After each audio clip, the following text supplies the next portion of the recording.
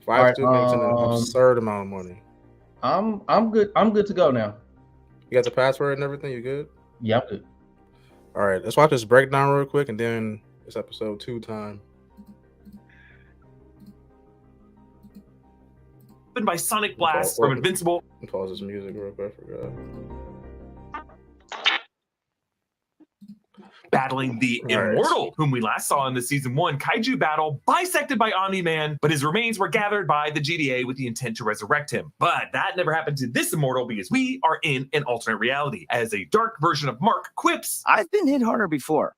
Like, way harder. So arrogant. I've just been handed an Yeah, urgent they kind of got and me horrifying in the news beginning, story. but I slowly but surely figured out what was going on. As they fight, Mark asks Immortal to trust him. After what Omni-Man did?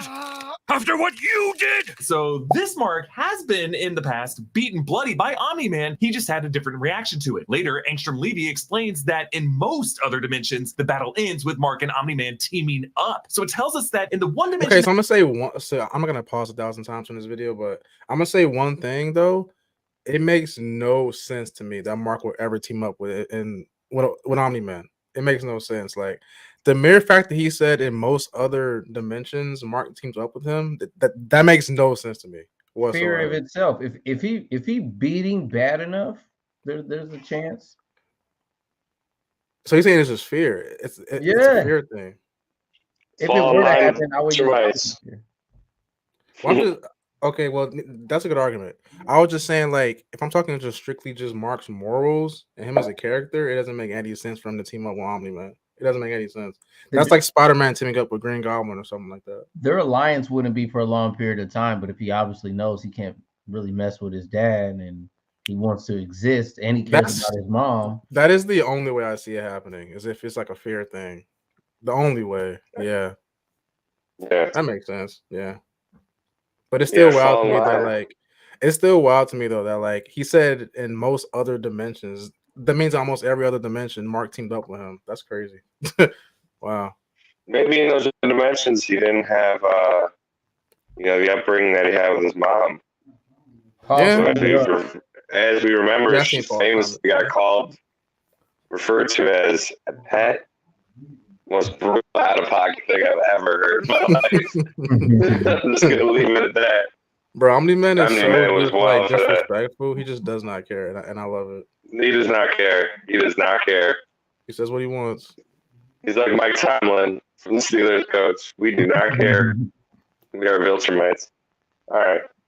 That we have been following, there's something unique about this Mark, and I think we're going to find out what that thing is this season. While Immortal fights mid-air, mostly with punches, Mark begins to use kicks and knee attacks, rolling kicks, more and more, but Immortal gets wise to this and chokes him, but Omni-Man swoops down, slicing through Immortal's arms so precisely that he leaves Mark untouched. Immortal tries to apply some of the lessons he learned from fighting Mark using lower body attacks against Omni-Man, but it doesn't work. His other arm gets snapped, and Omni-Man beheads him, and Mark savagely crushes his skull. Yeah, for anyone just tuning into this season, not knowing what the show is, it gets bloody like this. And it's just so unsettling to hear Steven Yeun's cheery voice delivering a cold, oppressive recorded message. He says, people of Earth, as in he no longer identifies with his human half, only his paternal Viltrumite lineage. He says, the more you resist, the worse this gets. We didn't destroy your cities. You destroyed them by fighting back. A hooded figure walks up to the massive video screen. And if you still think you can stop us, don't forget, I'm invincible. Ooh, the fact that we don't cut to the title text of the word invincible, we hear him say it in context, it just tells us that we are in kind of a backwards, bizarre... I just want to say, too, they did that numerous times in episode 1. I'm not sure if y'all seen it or not, but, like, they did that numerous times where he said... I'm invincible or invincible, and there was no title card. I don't know why they kept doing that, but like I caught it at least twice. They just kept teasing us the whole episode. I'm like, why is there no title card? Like they did it in the very end though. So maybe season 2 is going in a whole next level. Yeah.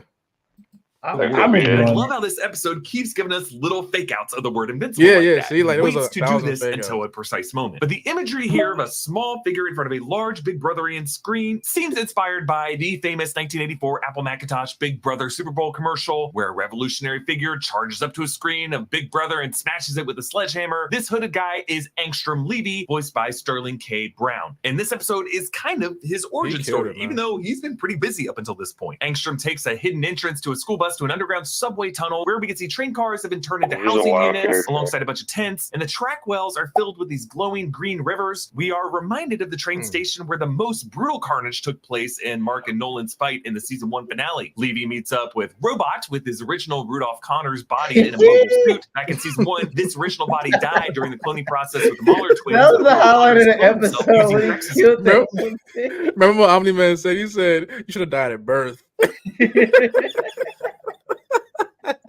Once again, Omni-Man does not care. He said, you should have died at birth. He was so defenseless. He was like, yeah, like you're wasting my time. That was hilarious, bro. All right, I'm playing. Terrible. DNA to become the young Rudy Connors, but this universe's version of Adam Eve indicates Rex died. The Immortal led them away. We're safe. Yeah. That's what Rex thought too. We see how Eve has a shaved head and scars on her face, which sounds like they were given to her by Mark. Hey, Eve. You look good. This whole idea of a dystopian society with superheroes being hunted down while one of them uses portals to escape failure after failure recalls the opening to 2014's X-Men Days of Future Past. One of the best X-Men films to date, in my opinion, the best depiction of time travel in a Marvel movie. And I say Marvel movie because Loki, the series, is the best version of it. But like Avengers Endgame's time travel logic was all over the place. And X-Men Days of Future Past is a really good time travel movie that uses consciousness displacement. But it's a movie everyone sleeps on because, you know, it defies the narrative that from 2012 onward, the MCU dominated everything Marvel, but it's not true. 2014's Days of Future Past, 2016's Days of Future Past was awesome. Better than like 90% of MCU movies. I don't care what anyone says. Fight me on it. And yes, well, you could say that Angstrom Levy is ripping off what the MCU is doing with Jonathan Majors as Kang, someone who has gone to war with his variants. This depiction of Angstrom Levy actually comes from Invincible comics with the MCU. Look, that's a comic version of Kang. Like Kang as a character in the Marvel comics emerged in the 60s, but they didn't have this particular take of every incarnation of Kang being variants of one conqueror until like the late 90s, and it still didn't really even make sense, I would say, until the Avengers Unleashed storyline in 2017. Like if Marvel wants to move away from Kang, I won't be too upset because Kang as a character is just kind of like a mess. Give us Dr. Doom. Anyway, so Omni-Man actually uses the same attack combo on Robot that he used on the Immortal. Slice the arm, lacerate the whole body, lacerate the center part of the body, either the neck or the torso. Dude, he loves that slicing move. Like he slices with his hand, his bare hands, like it's a knife. He does it like butter, like a knife, like it's butter. He does it. That's his like finisher. I think his signature move. He just slices somebody with his bare hands. That's crazy. It's a badass move. That is hilarious, bro. Like it's like Wolverine claws, but without the claws. Just swipe. He always Omni-Man's crazy. A canister of what they're calling null energy that Robot blasts at Omni-Man, releasing this purple-colored glow with a dark interior, visually similar to the Darksaber of Star Wars. But it's a cool way of showing antimatter of energy that defies the principles of nature because it's like negative colors, right? They hope it's going to be a kind of kryptonite for Omni-Man, but it doesn't work. Omni-Man smashes Connor's pod through a crowd of people, and it creates a pool of their blood. And he says, "Someday, you too will die." Sure. But you should have died at birth. His fluid leaks out like tears. Now, Omni-Man comes from a Spartan-esque Viltrumite society that never would have allowed beings born with genetic deformities to live. Mark cracks Eve's neck, but it's even worse than we thought. She's not dead. Just paralyzed. Huh. So that's what you were practicing on those protesters last week. Oh my God. Yeah, Mark signals that he has people who can take care of Eve. What does that mean? It's just horrifying that his goal now is to keep people alive but paralyzed for experimenting on, for interrogation, for who knows what. Yeah, if you don't paralyze me, just kill me. Like, come on. That's wild. Don't leave me like that. That's wild though. Like that's pretty much full of paralyzed women that he could pound on. That's like pretty much like what Batman does, to be honest. Like just kill him, bro. Like Batman would beat you bloody until all your bones are broken, but like he doesn't kill you, so you know, like, oh, you're good. Yeah, Batman's a psychopath for sure. little Omni-Man cares about this escape should signal to us how vulnerable Viltrumites are to universal tech, like they're completely unaware of it, or that he fully knows what it is and doesn't care because he can kill everyone anyway. So we cut back to our Mark and our universe. Revisiting the cliffside spot, Omni-Man pounded blood out of him in season 1. His blood is still on the rock. It's been about a month and still it's there. Radiohead's Karma Police plays over this, and while Creep is many people's go-to Radiohead track, I think Karma Police is a better song. It's a song about stress, carrying guilt after doing something wrong, and just feeling that everyone is looking at you sideways, that karma's gonna get you. Like the chorus is, this is what you'll get when you mess with us. And I like how this both frames Mark as the Karma Police, but really he is doing this policing to stave off the real Karma Police that he feels like is bearing down on him. He's on this kind of penance montage. That was cool. Y'all see how he was flying, like the water was like following him as he was flying? That's cool detail. That's sick. That shows how fast he's flying and how powerful. He created like a current.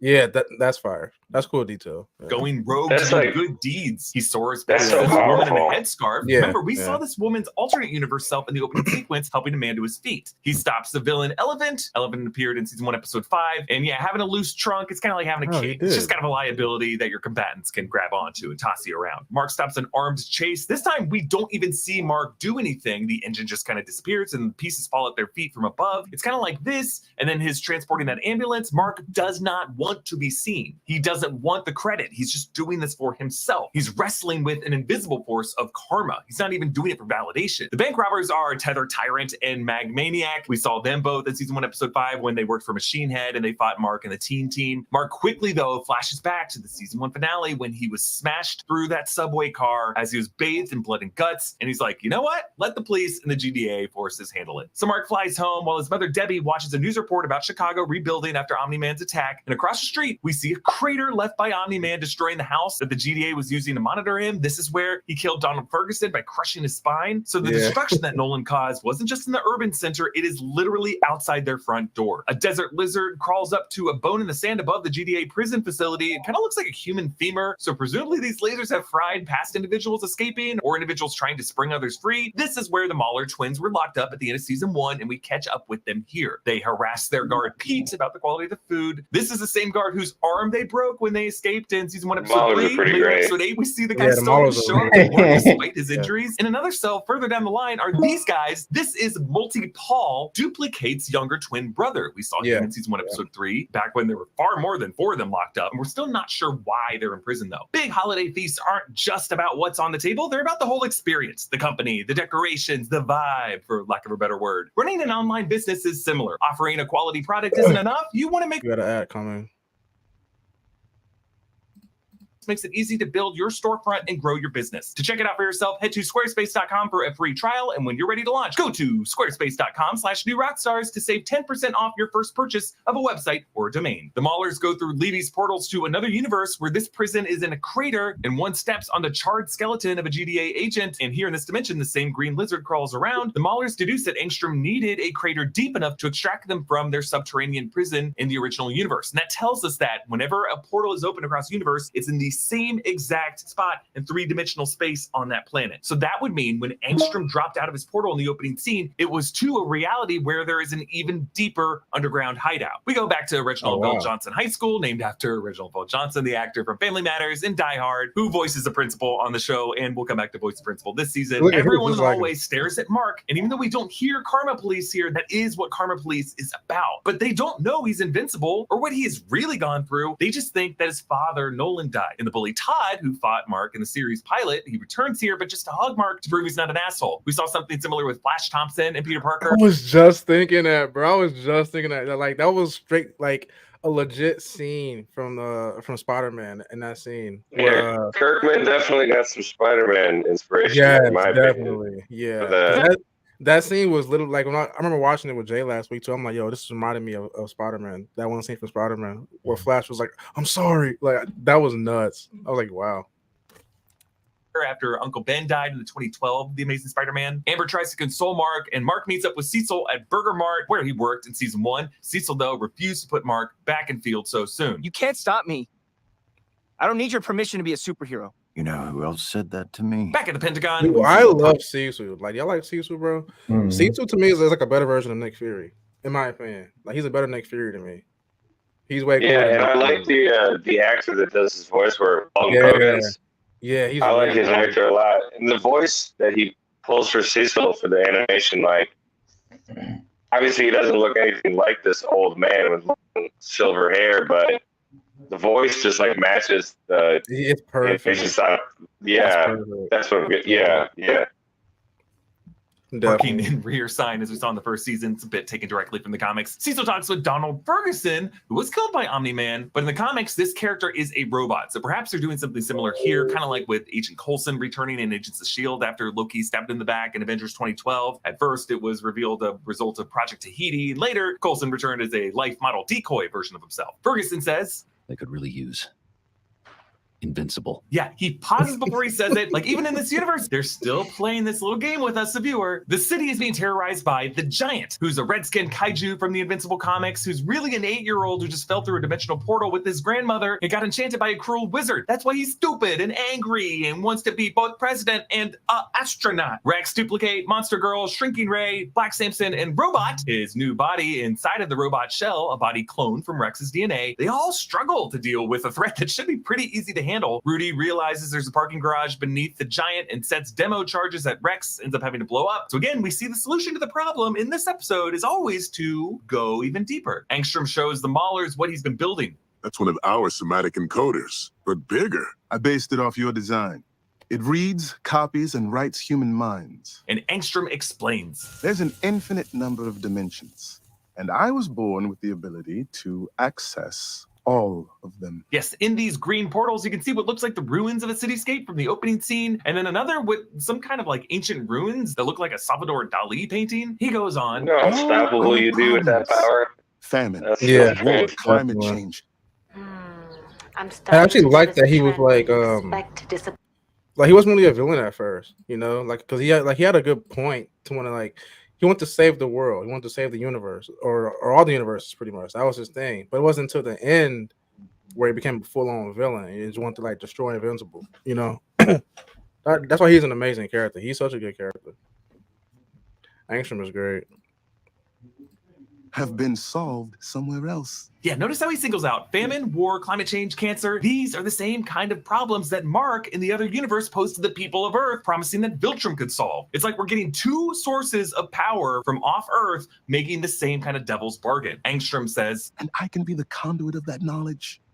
A Prometheus who raises the bar for everyone by sharing what works. Yes, Prometheus, the Titan from Greek mythology who stole fire from the gods to give the first spark of technology to mankind. But what he forgets about that mythological story is that Prometheus was tortured for his theft for all eternity. Angstrom reveals his safe house is filled with dozens of alternate selves, including some who are women and one who has 3 eyes and 4 arms on his torso. Since he just wants to take their knowledge of their home dimensions and not share his vision of putting it all together, we get the sense that Angstrom is somewhat dishonest, kind of a ends justify the means type of guy. Olga waits for Debbie with a knife, making stroganoff, and Debbie at first thinks she's there to hurt her due to Omni-Man killing Red Rush, so she is also haunted by the Karma Police. Debbie recalls Rome having good pizza before realizing Rome was a trip Nolan took her on in season 1, the episode right before she realized he killed the Guardians of the Globe by finding his blood-covered suit. Debbie is still reeling from Nolan saying she was just a pet to him and that holding inside has been like acid eating her away until she's hollow. And when Mark comes home, we see the kitchen from his perspective that they have multiple bottles of wine out and that Debbie filled her glass all the way up to the brim, which is something that you only do with wine after it's like your 4th or 5th glass and you just stop caring how much you pour. Cecil chews out the heroes for their failure with the Giant, saying it's a failure of leadership from Rudy, who has been struggling with his new body and the physiological fear that he cannot help but admit. Cecil assigns the resurrected immortal to take charge. He also adds to the team Bulletproof, who's voiced by Jenna Farrow in the comics. Bulletproof, aka Zendaya Randolph, actually takes up the mantle of Invincible at one point, so we'll see what happens with this. Mark worries to Eve that he could become his dad and not even know it. See, that's the fear, not making the wrong ethical choice, but not knowing whether the choice has already been made for you or not. Mark offers to help Cecil right when they realize Mahler's warehouse energy levels have gone off the charts. So on Angstrom's machine, you can actually see one of his variants is tattered clothes and bionic parts, like maybe a survivor from some futuristic war reality. The Maulers say that this machine is connecting to the 9 other machines in other dimensions, so there are 10 of them in total, and they say 1,000 minds are synced, so that would mean 100 variants per machine. It's just interesting that the number is 1,000. According to books like Malcolm Gladwell's The Tipping Point, the human mind can only occupy 150 other personalities, names, identities in their head at any given time. If Fortune 500 companies apply this to how they grow and scale their businesses, that anytime you have more than 150 people working in a workspace, it's time to build another branch. So having 1,000 minds in your mind forced in there at any given time would make you crazy. Our Angstrom says, I am large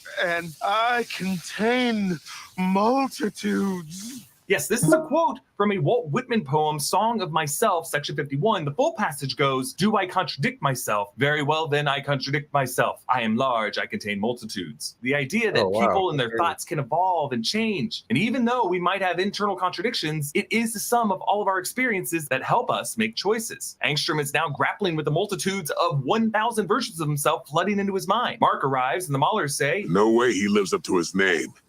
He's definitely not invincible. Again, they're toying with the convention of using the word in context versus cutting to the title card. When will they do it? It's coming up soon. Angstrom calls in some backup, Maulers from other dimensions who have been helping as well. Our Maulers are not happy to see that. After all, they already argue over who is the clone and who is the original among the two of them. They have trust issues. You were using other us's? You said we were special. The Maulers from other dimensions have different outfits. There's a version with masks and some sort of turtle shell on the back, a Mauler with a beard and cybernetic parts, and at least one female She-Hulk style Mauler. Mark tries to use his speed to subdue them, but their strength is too much, and it becomes a literal bloodbath. I won't build my utopia with blood. But the thing is, assuming Mark is... The Maulers would make him bleed and bleed, but, you know, he might not actually die. So Angstrom is kind of making this choice for the wrong reason. He takes off his headpiece and the machine explodes. And in the flames, you can see the Maulers' bodies incinerating down to their skeletons. Only Mark is left. And when the heroes show up, Rex says, yeah, I guess he really is invincible. Not yet. Mark comes home, and the 2 wine bottles that were on the counter the night before are now open and empty, and Debbie's glass is spilled on the counter. You know, not that Debbie doesn't have a reason to drink, but, you know, there's a lot of red flags here. Let's keep an eye on it. Amber and Mark open their letters from Upstate University at the same time. Remember, this is a campus they toured in season 1, and they both get accepted. Immortal tells Mark, Cecil thinks you're on our side. I'm not so sure. The Karma Police is now literalized with a watchdog who seems to be able to see into Mark's soul. And we leave it there until the post-credit scene where a deformed Mauler discovers Angstrom. It made me a fool. He was so mad. He killed so many people I knew, people I loved. Millions died because of him. Yeah, Mauler says that Angstrom's memories are all scrambled, but Angstrom says they are all his memories and that he wants revenge. I won't rest until I've killed! We got a full rag on. That leather wave cap looks ridiculous. Forms in the word invincible. I'm telling you right now, that's how he looks for the remainder of his character. He looks like that. That's tough, man. Yeah, and that's like he becomes his whole entire just like vengeful, I guess, just spirit. He wants to just destroy Invincible. I know it's an anime. Did you ever see that first X-Men? And there was a guy who's he got turned into like liquid. Yeah. That was like that. That is just as freaky. Like he looks really bad, bro. He kind of reminds me of the leader, the Hulk villain, the big mutated brain. Oh yeah. Just like aesthetic wise, with like all this going on up here now. But this character, he kind of also reminds me of like Reed Richards and like the Council of Reeds. Yeah. Again, like I was saying he reminds me of Kang the Conqueror, like he said earlier. Like he reminds me of Kang a lot. I could see that too. Yeah. BTG says, love the way that they did the multiverse in this episode. This one or the last one? Because we didn't see the new one yet. Was an origin story for Angstrom Levy, who did first appear in Invincible Comics number 16, and he was a multiversal figure. And I just love how this Angstrom cannot assign victim or perpetrator roles because he just has too many memories, too many identities scrambled together in his mind. And this was not Mark's doing. It was Angstrom's own fault. Not a And it was his fault. own empathy that did it. So imagine when he realizes that empathy was the culprit here. He's kind of like Kate Blanchett from Crystal Skull if her head didn't explode. He's put himself on a path to kill someone who literally cannot be killed. At least I don't think so. Invincible doesn't fear death anymore. He fears what he might become. I'm so excited to break down every episode of this season. Please support New Rockstars by grabbing one. That's it, y'all. It's time. It's time. Tis time. All right, let me change this thing. Wait, hide that. Hide that.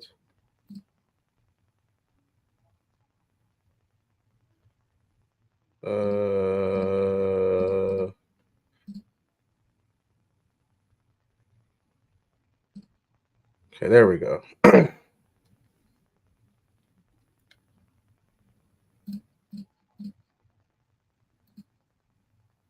All right, I'm pulling up the episode. I'm pulling it up. I'm going to 0. Let me know when you're ready. I'll press play.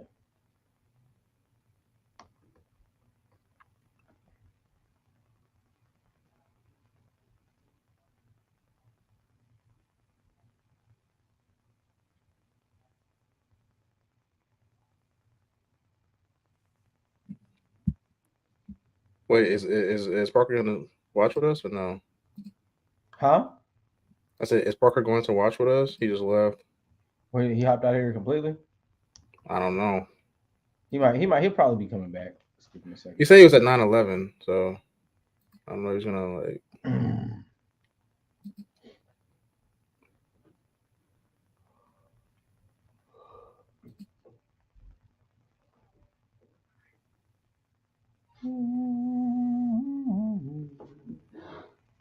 Okay. I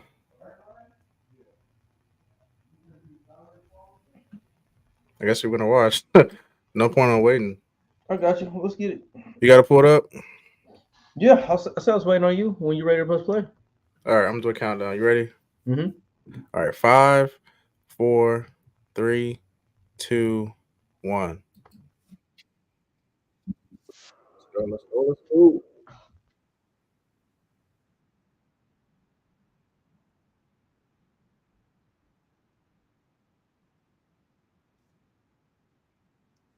Doc Sykes making me the episode.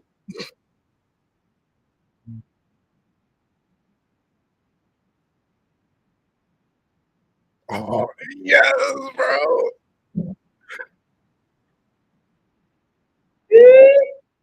They're going into the comic now.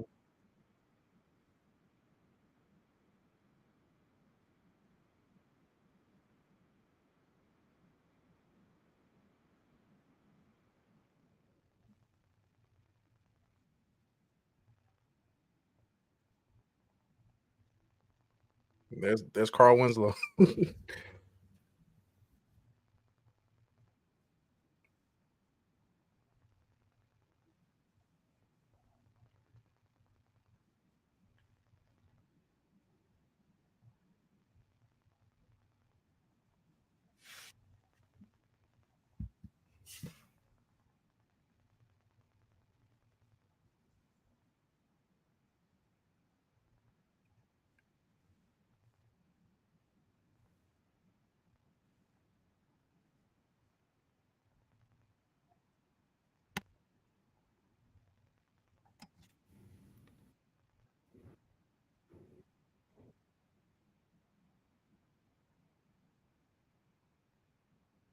Doc Seismic.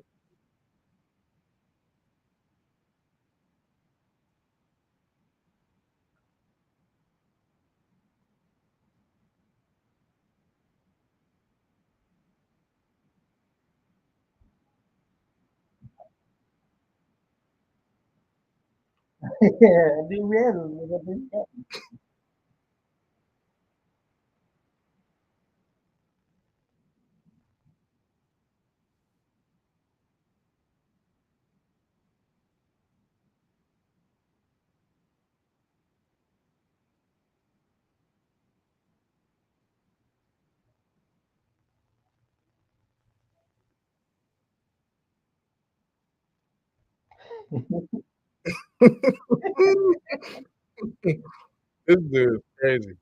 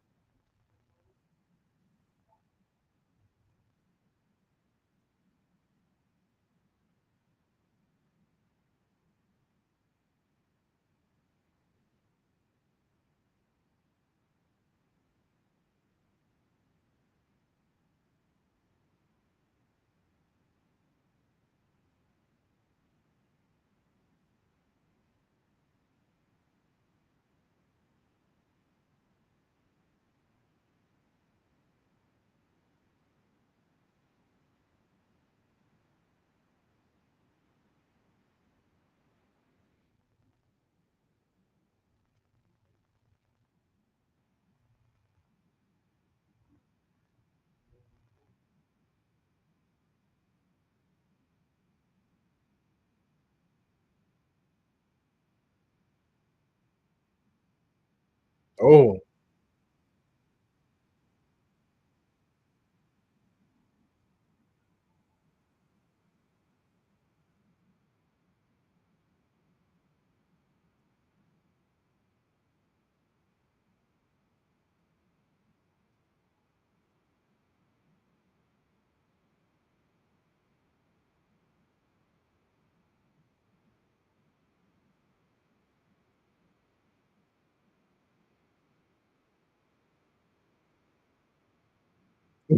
That was fire. That was fire. Uppercut. Bro went through under the ground and up the. Yeah, that was fire. Why didn't his head fall Oh, I don't know. off? His skin's kind of durable too. Probably held back.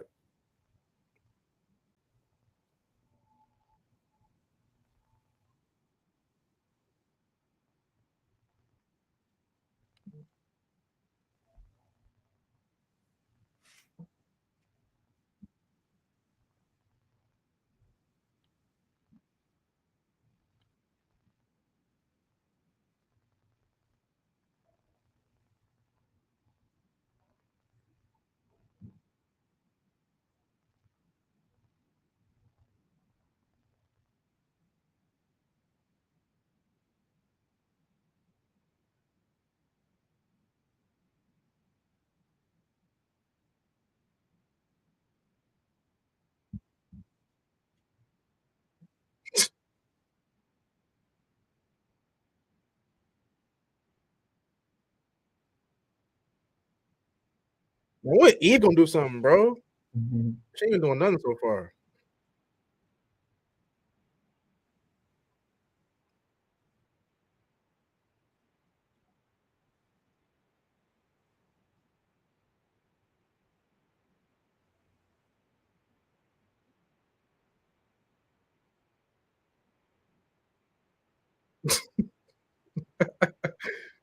There was head space.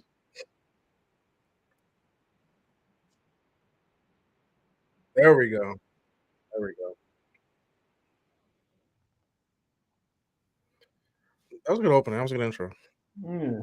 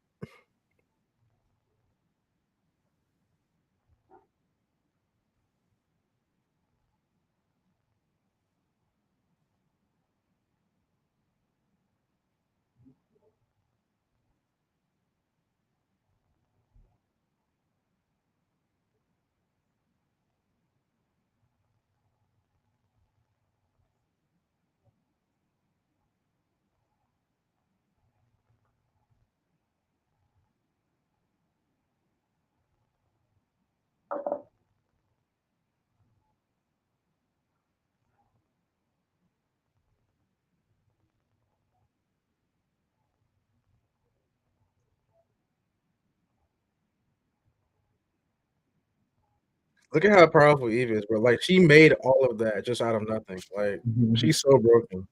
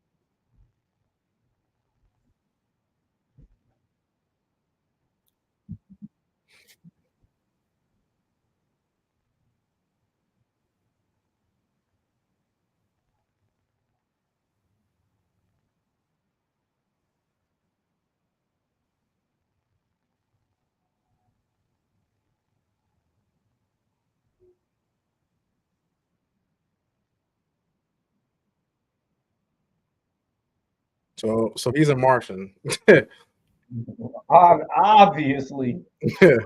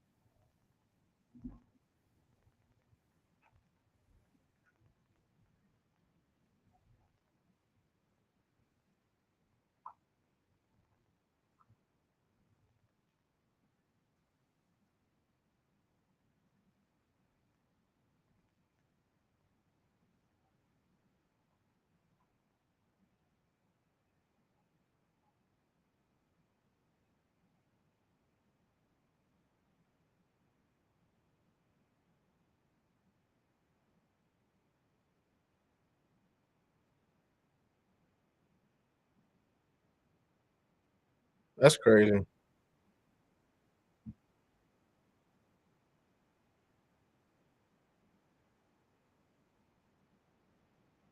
That's a pretty cool superpower, dude. She is broken, bro. Like she is insanely I'm powerful. like, okay, so what if she wants to change matter like that that's inside of a person's body? So okay, that's the one thing she can't do. She can't change living things. Okay. Like she can't change humans or animals. Like it can't be living. So she has her limits, but she's still pretty broken though.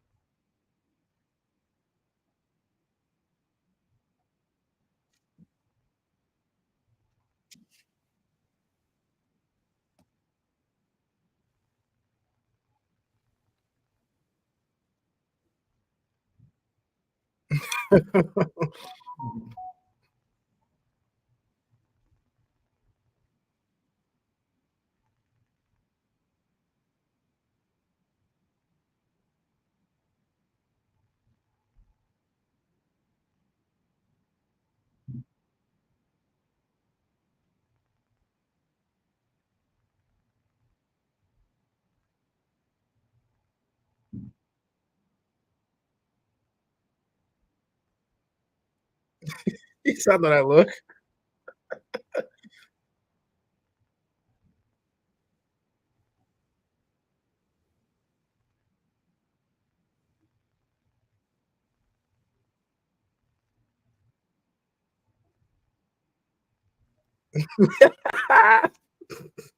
That's crazy. Man, back. Man, immortal back and duplicate.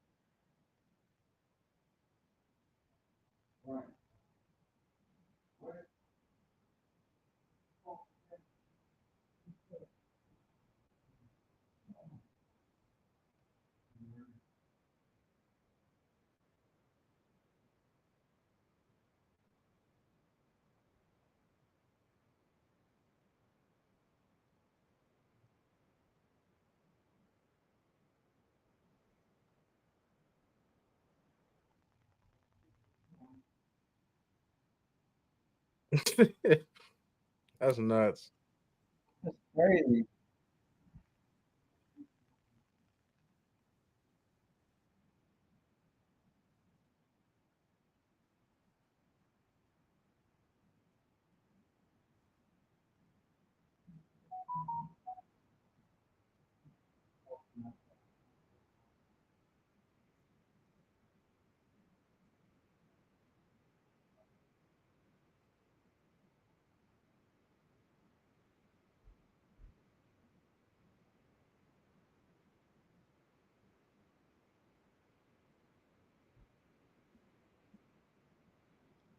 Cleveland Berto? I was just checking it too to see you voice him.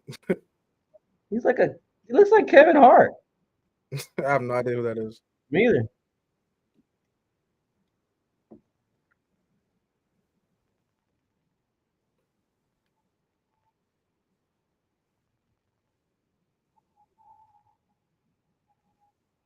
Night Boy.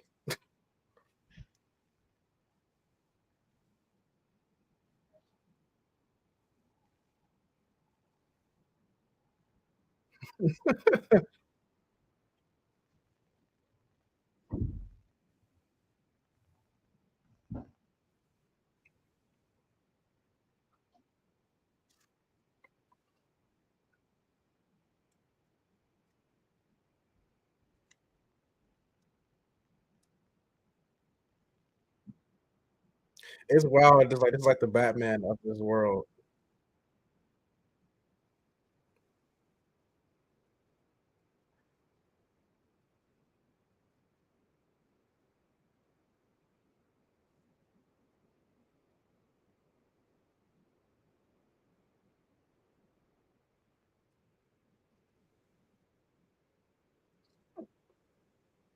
Boy knows the martial arts.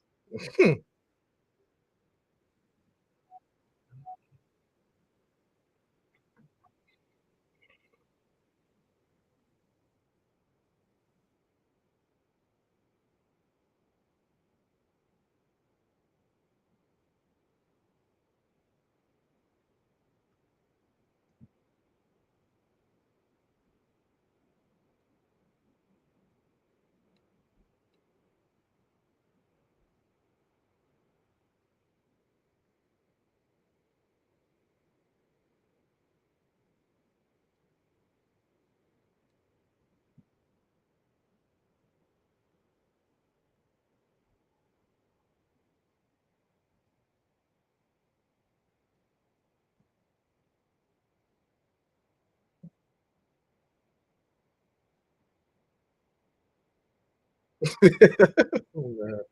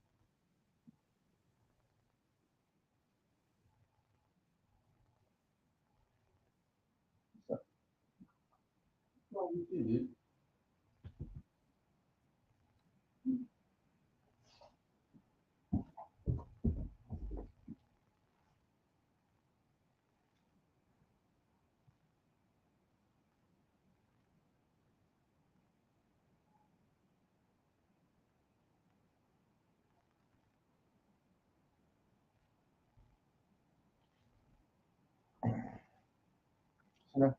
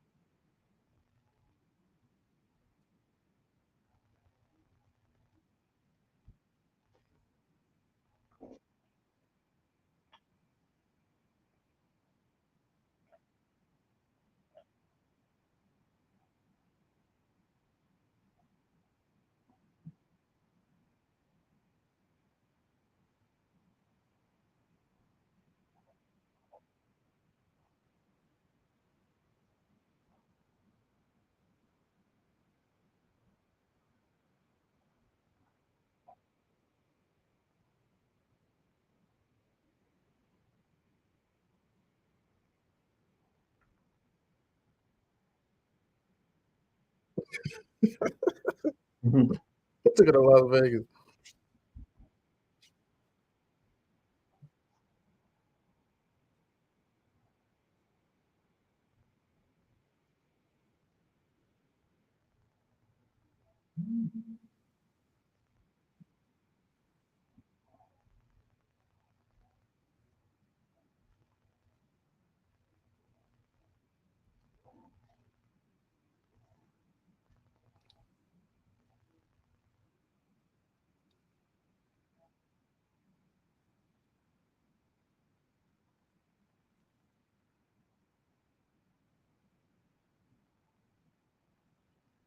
You just gonna leave it right there?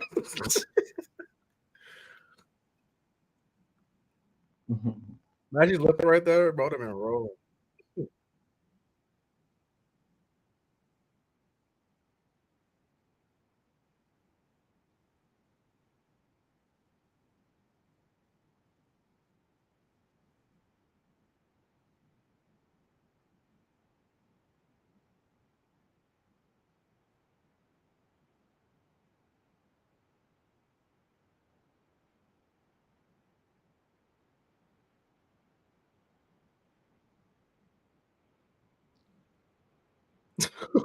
That's fire, bro.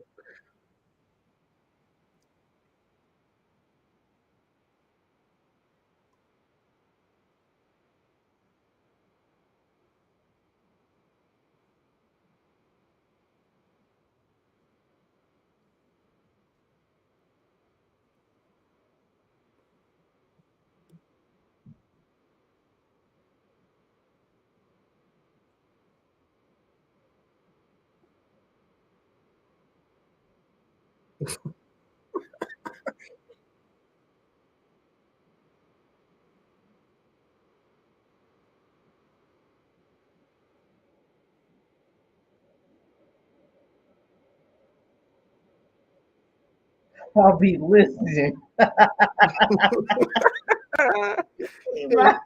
If I was in there getting busy with the fish, I'd be so mad at my dad if that happened to me. Yeah.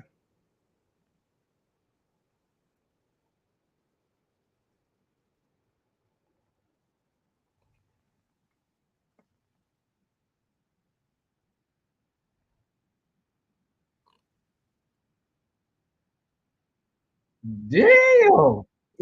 Right? Came in hot.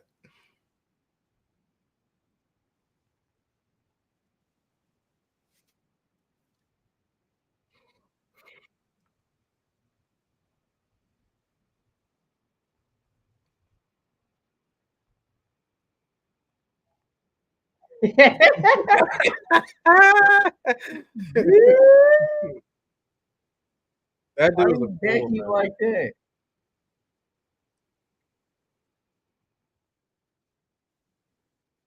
That looks amazing. It does, yeah. Why these fish have to look so ugly though? I know, right? Yeah.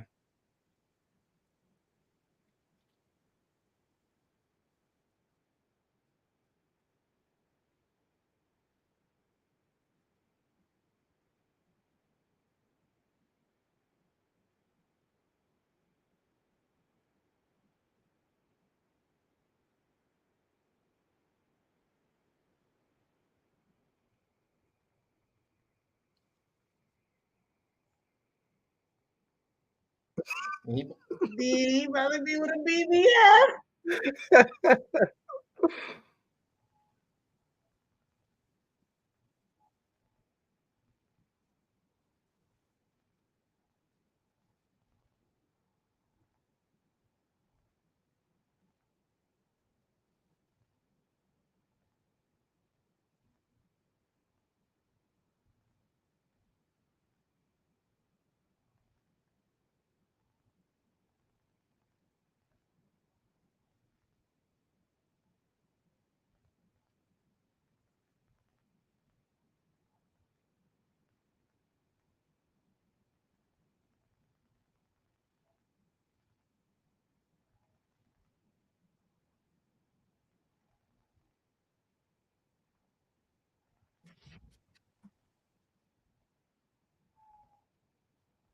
That's Tatiana Maslany voicing her. Is it? Yeah, that's She-Hulk. Yeah, it is. That's who plays She-Hulk. Wow. Right.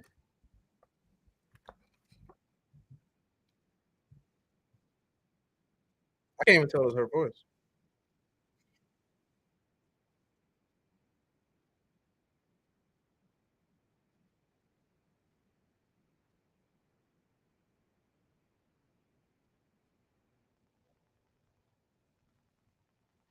I bet that's the most dangerous thing they have in the Exactly. water.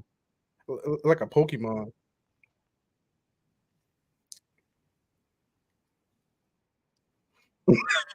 Why you punch it? That's probably a dick. Yeah. Nope.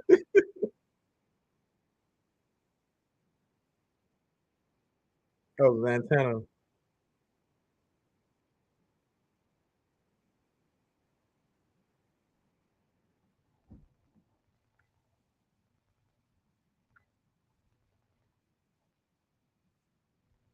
I literally just dealt with that a couple of days ago.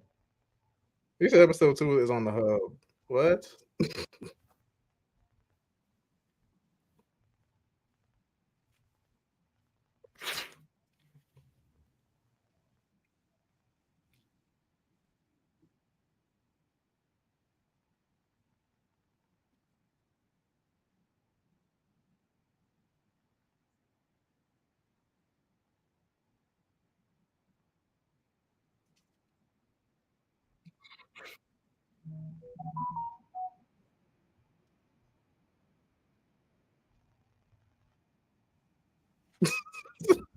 Oh, that's homie. That's the bat dude.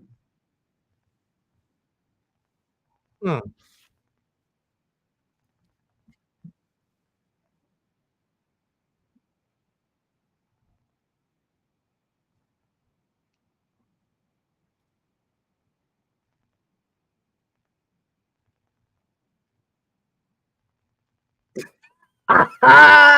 Hey, straight up.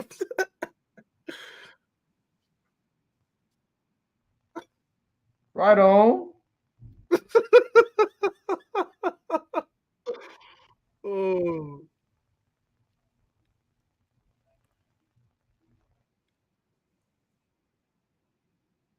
He said, when you earn the money, you get the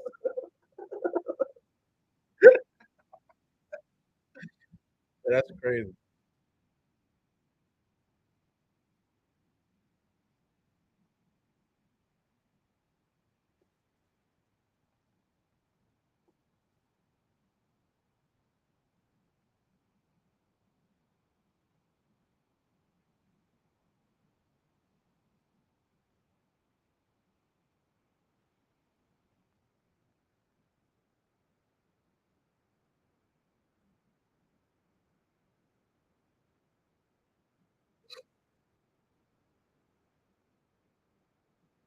Oh.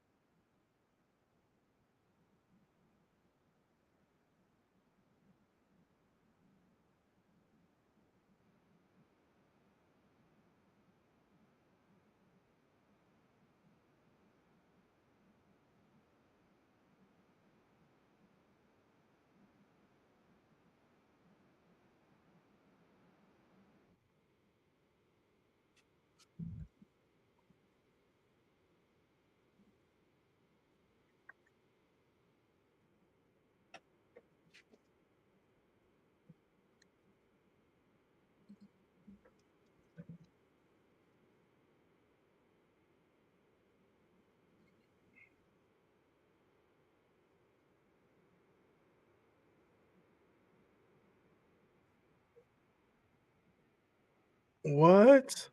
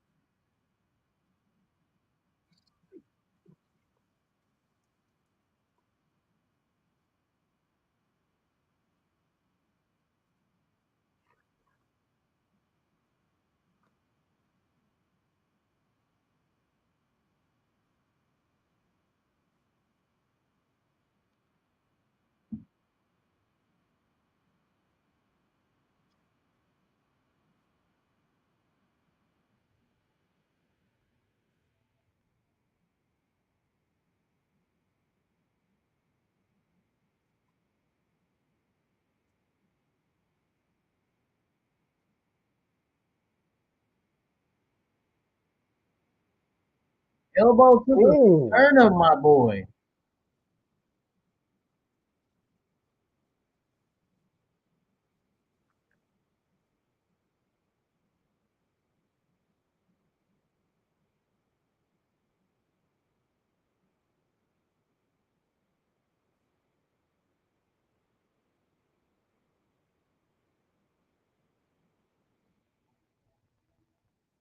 That was fire.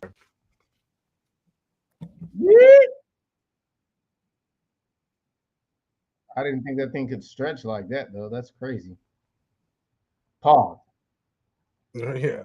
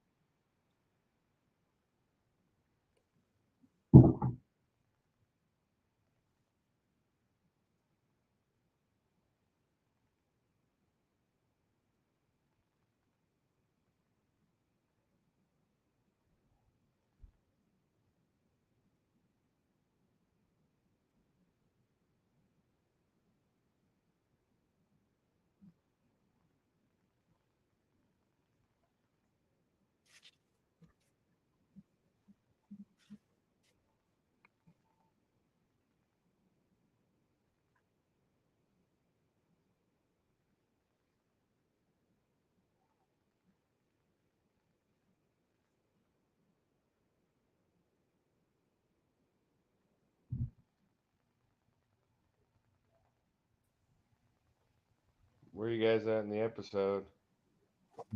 I think it's about to end now. Yeah. We got like 10 minutes left. Oh, all right.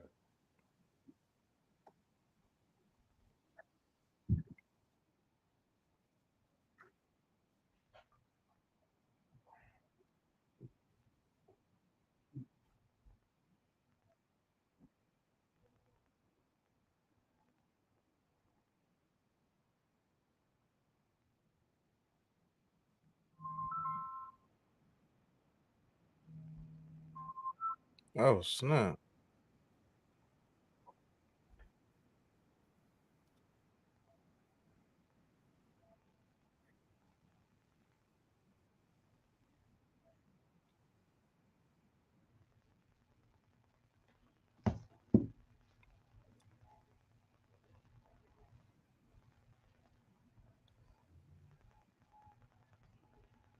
Got them joints on tap. I know, right? She pouring up.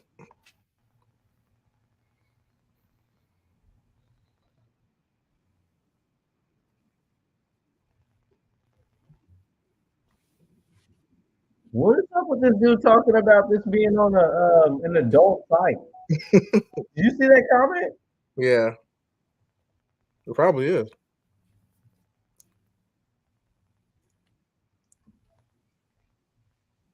I don't understand how. Why? How about her dad complaining about the free gold? Yeah. Ungrateful motherfucker.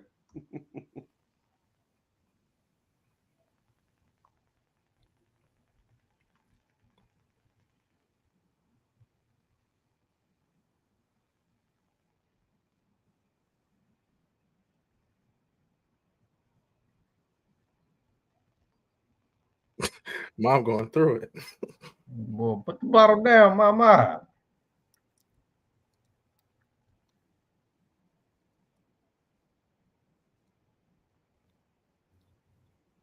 That's tough though. I mean, you gotta understand. It's like her whole entire life, the man she thought she loved was like not even him. Like that's rough. I can't imagine that.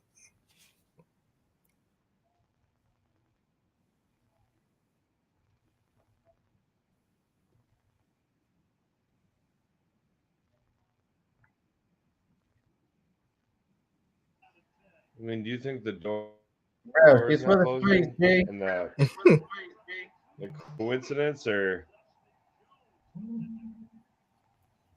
it almost seemed like there was like a ghost following her?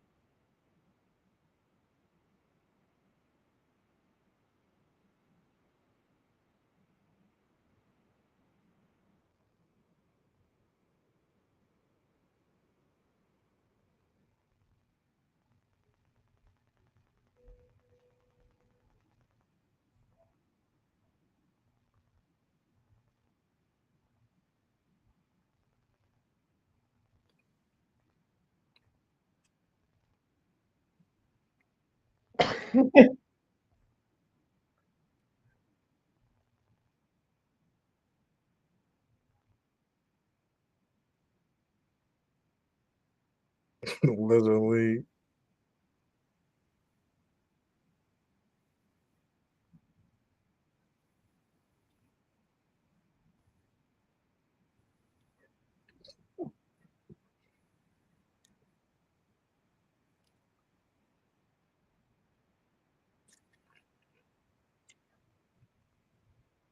What?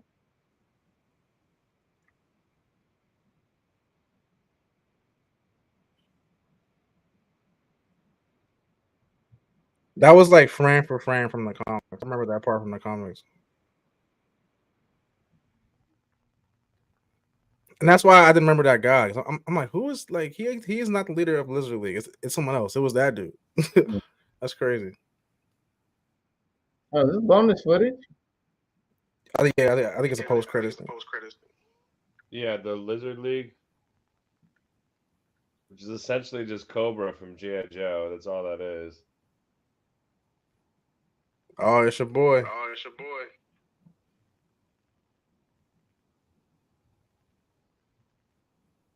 Cobra neck.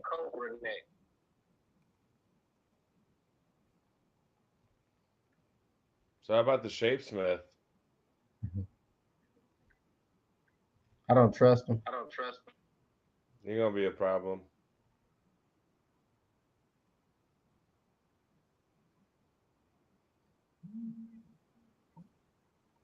Is that the female version of that dude? Yes.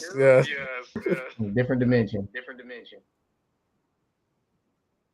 Yeah, Who's that? female Cecil. Yeah, her name's Cecilia. Panderverse. That's Cecilia. I love how it's the same And Donna. sidekick with just long hair. Cecilia and Donna.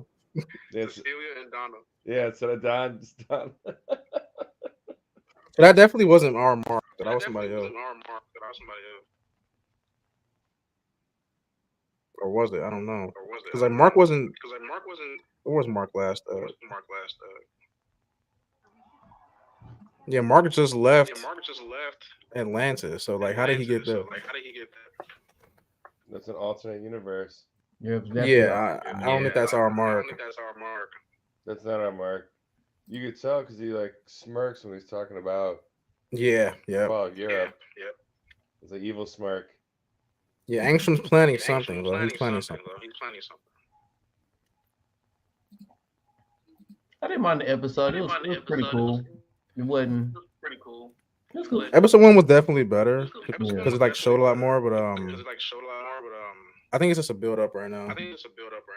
I don't mind this. I like that underwater fight quite a bit. That was pretty cool.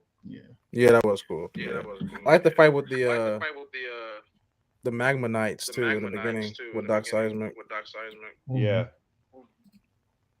Yeah, that was cool. I got a nice balance. Episode was still good though. It was I got still some great. dialogue. I got some build up. I still got some action out of this. Yeah. See, I like what Mark did was taking her to the Eiffel Tower. That was a smooth move. Yeah, I don't know. Yeah. That was And smooth move, smooth pimping. that bad dude was kind of interesting too because he moved into that house that they were selling. Bro, I don't think that was him. That was him. Well, I swiped over and it said that he was that character. It showed did? his acting face. Was that Cleveland Berto? Yeah. Yeah. Oh wow, I didn't even notice that. I definitely swiped. As soon as I saw it, I was like, hold on. Swipe. But well, didn't they didn't Sisu ask Mark to bring him in though? Yeah. So how is he just like roaming around looking for houses?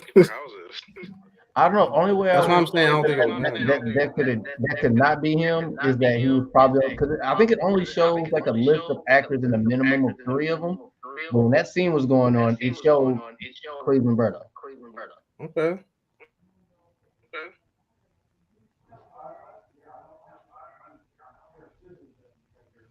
That house scene was kind of hard to watch at the end. And they were showing the house, the realtor scene. Oh yeah. That was a rough scene to watch. He was being so foul to his wife. Dude, that he was like, when you bring in the money, you can decide when we live. Pointing at her face, all like a cartoon villain. Like, That was oh nuts. man.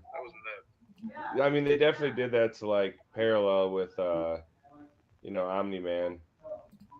Yeah. But still, I was That's like, why damn, Debbie was like, she's not your pet. Because that's what Omni Man called Debbie. Like, she's my pet, or she's a pet to me. Or what about with the mailbox that kept opening back and forth, and then like the wine door that kept opening back and forth? I almost thought that was like a reference to I forget his name, but season 1, the guy that can teleport, like the brimstone demon guy,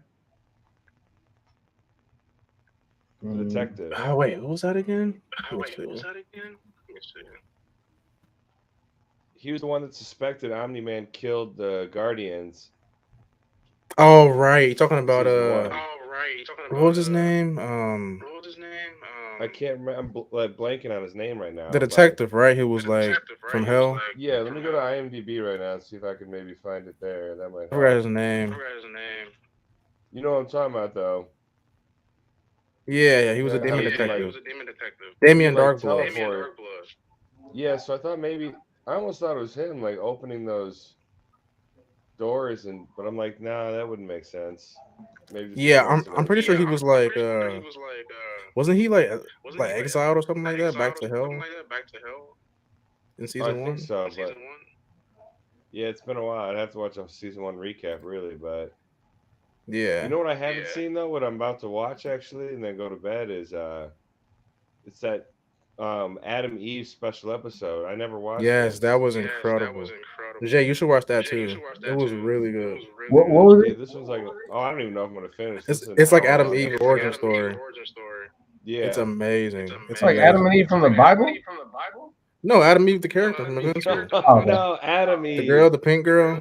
Yeah. Okay, I got broken ability. My buddy said he did a review on it. I didn't know the reference. It just didn't come to mind. She is so powerful, dude. Yeah, she can create things. And that special actually like that. Like when she was made and Okay. Well, before I go too, the one guy that voices Green Ghost, he was Chuck Hanneman in that one show, Silicon Valley. He played a great asshole character. Oh wow. Yeah. But yeah, here he's just doing the voice work. And then another thing I'm seeing too is Aquarius, who's the king of Atlantis. He's voiced by he was the guy with like the metal hand in Walking Dead. Oh, I didn't see Walking Dead, so I wouldn't even know. Oh. But yeah, it's kind of crazy to see him as the Walking Dead. I did see though that the Queen was voiced by Tatiana Maslany, whatever her last name is. That's She-Hulk. That was cool. Oh, that is She-Hulk. I was wondering why that name sounds so familiar. Okay. Yep. I didn't hate She-Hulk, even though it was pretty bad. I didn't hate it. I didn't like it, but it's cool to see her in this though. Yeah. Well, it's funny how too she's like talking about. She's like, I used to run this, for like a decade while he was up there with capes and humans. And then like the second something pops off, she's like stumbling all over, like can't do anything. Like she was just talking that shit. She couldn't walk the walk. Yeah. But her character was like old, like an old lady. Like how much is she really gonna do? I am super excited for this Sequid stuff, like the Mars stuff. This is gonna be crazy because I know what happens in the comics, and like this is gonna be nuts. See, this is a moment that I'm glad I didn't read any of the comics. Yeah. I mean, it just because I get to still enjoy the show without knowing as much. And then I can see myself going back and looking at the manga and comics after watching the show to see what actually happened. Yeah. Or you can always watch a new Rockstars recap. Right, yeah. Oh, that's a fact. That's a fact. We will next week. I was just not trying to say I was going to do that, though. That's exactly what I'm going to do. It'll save you some time. Oh, indeed, sir. No, indeed, sir. No, this is cool, and I'm excited. The next topic we got to talk about after we all watch it will have to be the Loki finale is hitting tonight. Yeah, it does come out tonight. Yeah, but I don't have Disney Plus. So I thought the finale was already out. No, it probably came out about 40 minutes ago. Okay. So yeah, it's almost over. I'll have to watch it later. But I gotta go to bed, guys. I will talk to you soon. Have a great night. All right, you too, man. Thanks for hopping in. Yep. BTG is episode 2. I had a good time watching. I got a couple laughs in. It was good. Episode 1 was a little bit, I guess, more detailed, I guess, and just it felt a little more dramatic too. Like it was more depressing, I guess. This one was more. Episode 1 was more of a mourning type thing from the finale of season 1 about what happened with Omni-Man, how he destroyed Chicago, all that stuff, like, and like his mom and Mark dealing with that. This episode here felt more like a build up for what's to come. Mm-hmm. Like episode 1 did set some things up, but it felt more like a mourning episode, like a post-war type thing. Mm-hmm. Whereas this episode felt more like a Kickstarter to what's to come. So episode 3 is going to be nuts. Probably 3 is going to be nuts. 4 is going to be nuts, and then onward it's going to be nuts. Probably. I think episode 1 and 2 were just the Kickstarters, and now we're getting down to like the actual like meat. So. But it was good though. It was good. One thing I'm really happy that they didn't do on episode 2 was really try and focus in on that the character that can travel between different universes. Yeah, Angstrom, yeah. I mean, for me, sometimes like I don't know, I would not like to see an entirety of an episode or a majority of it just him jumping in between. I'm not really looking forward to that, like that kind of thing. So I'm really happy they kind of developed the plot of like kind of with multiple characters and scenarios. Yeah, they're so he's like the big bad. Like he is the big bad for a very good part of the comic. So it's like they're definitely like making sure the audience knows that he's a thing and he's around, because he wasn't in this episode until the end. But they want you to remember, like, yo, this guy still exists. He's out there. Like, don't forget about him. He's gonna come back on some crazy stuff, So yeah, like the way they're doing it is pretty good, I would say. And let me see what else they talk about that happened. A lot of like non-hero stuff, with Mark's girlfriend. Mark graduated. Mark's mom going through it. What else? You already covered Shape Smith. You don't trust him. It's just like I don't know. It just seems like he's covering up for something. Like he just. Well, he is covering up for something. This isn't even a spoiler. It's like that's what they're like. That's what they're like foreshadowing. Like he's a Martian pretending to be a human. That's that same one that was in that house. That was a Martian that could do all that stretchy. No, it's a different. No, that was him. That was him. I don't know why I didn't connect those two. I just feel dumb right now, just for not even like. Yeah. So somehow this Martian got to Earth. And took this human's face and body and now is living his life somehow. We don't know how yet, but he's doing that currently. So he shapeshifts and he can stretch as well. Yep. So I'm pretty sure episode 3 is going to explain how he, did all that and what happened with him.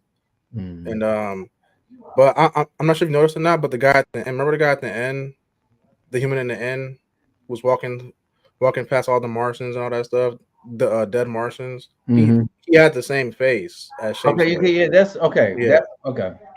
He had the same face, so there's something going on between those two. Yeah. And it looks like those spore-looking things was the Martians as well. Yeah. Yeah. That whole entire thing is nuts. Like in the comic, when I read it in the comics, I was blown away by like what was going on. I'm like, this is nuts. Like, I won't be surprised if episode 3 is just all about that by itself.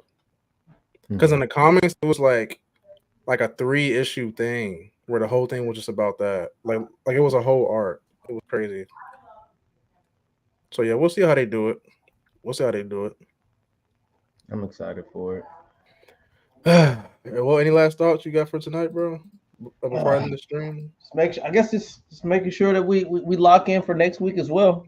Yeah, we locked in, bro. I'm locked in to the end of this series, bro. I'm gonna be reacting to this show till the show's over, bro. So I'm locked in. Okay, that sounds good. And yeah, we're trying to have some more guests come in, but if not, it'll just be me and you, bro. Which I'm fine with that. I got you. I mean, links out. I mean, people are gonna see what we're doing, and if they're influenced, they'll let us know, I guess. Yep. Yes, sir. Well, if you watched this live, thanks for hopping in. If you're watching afterwards, thanks for watching too. Comment down below your thoughts on the episode. Was it good to you? Was it not? Let me know. And I'm about to end this. So yeah. Yep. All right, bro. I'm gonna talk to you in Discord. All right, buddy. And I'm out. Peace.